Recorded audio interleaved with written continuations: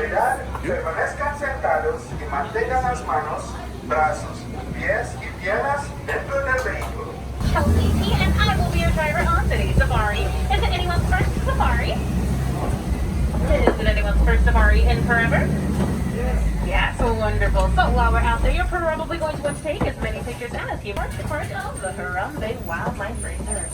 Within there are a lot of trees, a lot of bushes, and a lot of animals that like to hide behind them.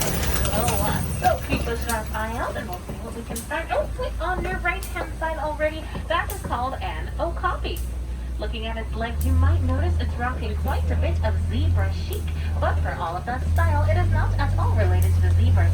It's related to the giraffes. Yeah, in common they have long prehensile tongues that help them grab nuts from trees and bushes, and fur-covered horns on top of their heads called ossicones. That is once again called an okapi.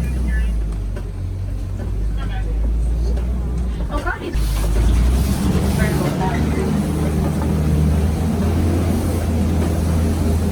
Animals with a full strength safety, staying hidden, staying out of sight, and blending in. They can use those hiding skills and their good hearing to know when the danger is coming, and they're pretty good at outmaneuvering their predators whenever that time does arrive. But as for us, we are emerging from the forest, and we just made it to the Salty River. Now, the animals around here prefer to hide under the sea, under the river, so you just have to search the water for them. Oh, did you see that? No, to see? There's a little hippopotamus. Let's see if the video. On your right in the water. There he is. Do it again. Let's see if he will. I don't know. They can hold their breath 8 minutes. Who knows? There he is. Hello. Oh, you're so cute. Oh, look, he's doing flips and stuff. Oh, you're so cute.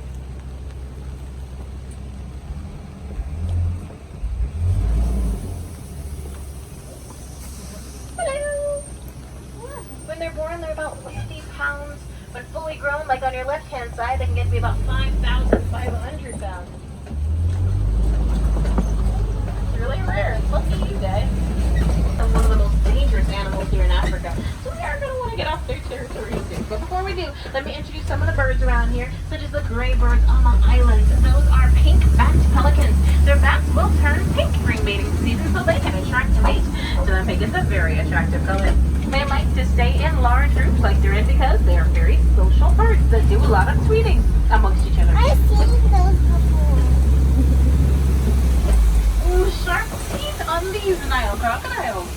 They can get to be about 16 feet long when fully grown. And if you see them holding open their mouth, that is not so they can show off the pearly whites. Rather, it is so they can let out all that hot body heat within them because they are cold-blooded creatures, which means they control their body temperature differently than warm-blooded creatures like you and I. Another technique they use for eating still for long periods of time, but as that was helping them hold their breath for around 2. It is also home to quite a few dangerous creatures, so it's good we're headed away from there now. Yeah, out of this thing. River.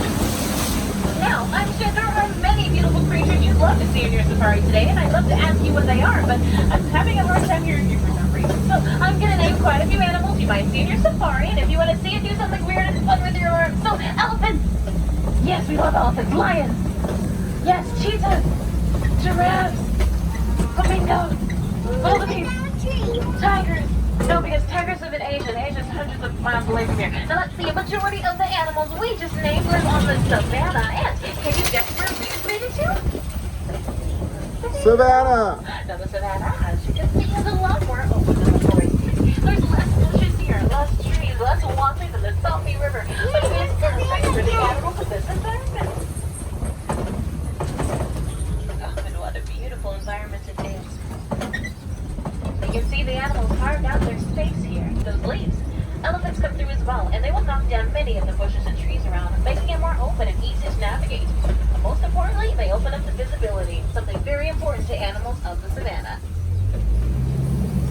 Animals here use their good eyesight to see, either their prey or their predators, so they have some time to respond. They're also pretty fast as well and have a good amount of endurance, so they can outrun their predators. Have to keep an eye on that in your future safari and see what we'll find there.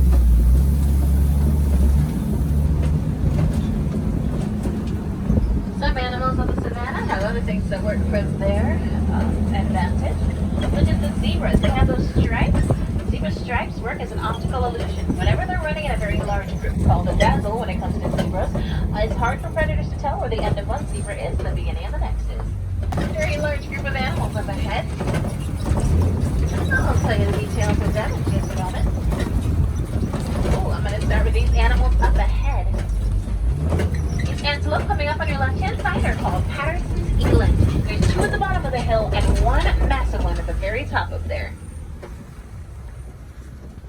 Elands are the largest antelope in Africa. Male elands can get to be about 2,000 pounds, and they can launch that weight 6 to 8 feet in the air when they jump. Now, I personally find male Patterson's eland to be very, very fun dudes because they attract their mates in very fun ways. That's the guy at the very top of the hill there. For one, like he's doing right now, he will dig his horns into a lot of thick brush and come up with a beautiful green crown of glory, which he will strut with across the savannah. Isn't it a lovely crown he is wearing? Yes. Also, he will click his joints as he walks, so next time your joints crack, remember you are being very attractive.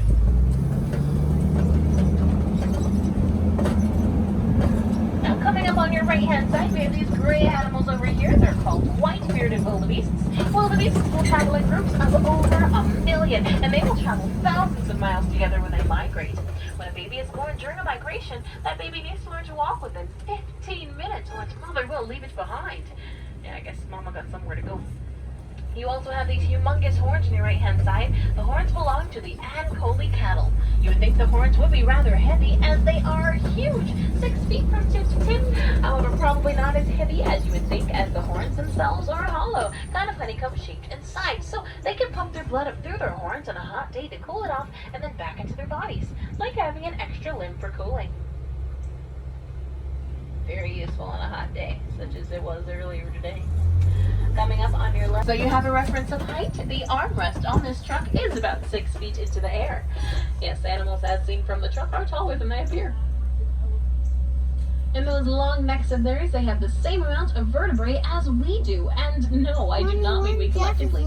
I mean that they individually have 7 vertebrae in their necks, and we have 7 in ours. Theirs are just significantly longer. Some of their vertebrae are about the size of a basketball. Oh, I thought the tree will find an animal to knock the trees down. Well, it just beat me to it. Up ahead to the right, my favorite animal around here, the big, the beautiful African elephant. What am I saying? It's my favorite animal in general. Oh, you're so lovely. Now, this very well might be a male elephant. The way I'm thinking it's male is not the way you're thinking, and it's not because of the tusks. Both male and female elephants can have those ivory tusks. Rather, I think he's male because he is alone. Male elephants normally stay on their own or in large bachelor herds, but you know, they're never too far away from another herd. But I'll get to that in a second. On your left-hand side of the head, there are some mandrills, largest and most colorful monkeys in Africa. Most colorful because of their nose and hindquarters. They do have a very small tail, but it does still qualify them to be monkeys. If it has a tail, it is a monkey. If it does not have a tail, it is an ape. Now back to that monkey on your right. I'm kidding, he's an elephant, but he does have a tail. Let's see. Again, he's not normally too far away from another herd. We're going to have to go if we're able to hear his movements about 70 hertz. We can hear as low as 20. And that low rumble can travel from elephant to elephant, or from elephant into the ground rumbling along about 10 miles to the next elephant. So hopefully the other elephants are not too far down that line. Like taking vitamins, but for elephants. Oh, you can even see tusk marks on the walls. Oh, footprints on your left. Another clearing on your left as well. Now, barren look confuse you, as the trees are actually very efficient with their water. They can hold a couple of 100 gallons of water in their trunks. So much so that elephants actually know of this secret down within, and you might see on a few of these trees there's a few tusk marks, tusk holes on where the elephant says bored away the bark so they can get the sap inside. They're also known as the tree of life. Otherwise known as baby greater flamingos. Oh, they're so cute. Stop it. Don't stop it, but stop it. No, you stopped it. Keep going. Greater flamingos are the largest of the flamingo family, also the lightest pink. They get that pink from the beta-carotene found in brine shrimp, a big part of their diet. So they eat a lot of shrimp, so they turn pink. Before they turn pink, as you can see, they are gray. Flamingos make their nests on mounds of mud. They'll pull the mud together with their feet, pat it together, and put a little divot in the very top, and that's where they lay their eggs. Zebras is called a dazzle. Yeah, it gives you that dazzle. Well, so, but that's really unfortunate here. On your left-hand side, we did have to confiscate these horns and tusks from poachers. Can't let them get away with their horrible teeth, but we are saving all. Stay home and protect the pride. Oh, I see something on the left. Oh, she's quite lovely.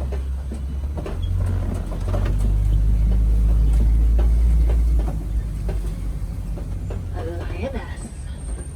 Oh, and another lioness behind her. A fully grown male lion is about 500 pounds. A lioness around 300 pounds. A lion's tongue is like sandpaper. It can lick a bone clean in about 5 licks. Yes, how many licks does it take? 5. Oh, and a male lion's over there. Now keep your ears open even as we drive away. You never know what you might hear. A lion's roar can be heard from up to 5 miles away. Now, lions live in these copies because from the top of that highest rock, they can see for far distances all but prey around. They are king of the rock, and there's nothing that prey can do about it.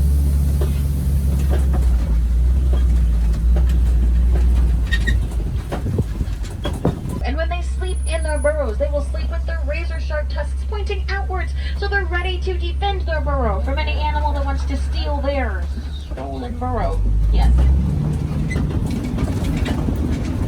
There's a few Bontebok, those are the ones with the horns, and the waterbuck, which are the ones that actually have a circle on their rear ends, as well as these eggs on the ground. The eggs do belong to ostriches. Let's see, waterbuck are the furthest ones back. Waterbuck, as the name suggests, love water. They love all things water. Love to stand in it, be around it, and like you and me, who happen to have been keeping a close eye on the wildlife that lives around him. He realized the waterbuck's numbers were too much, so he collected as many as he could and put them on a small enclosure on his property. Now, he also called the proper authorities to see if they could help save this animal. Now, I can think of like 5 other antelope at least that could jump over almost any enclosure, at least one that's, pretty normal size enclosure. But the Bontebok are not one of those antelope. They are not very agile, and their inagility actually ended up saving their lives. Now, those eggs on the ground, ostrich eggs, they get to be, well, let's see, 1 ostrich egg is about equivalent to 2 dozen chicken eggs. Ostriches themselves are the largest birds in the world. Don't worry, they cannot fly, but they can run about 40 miles an hour.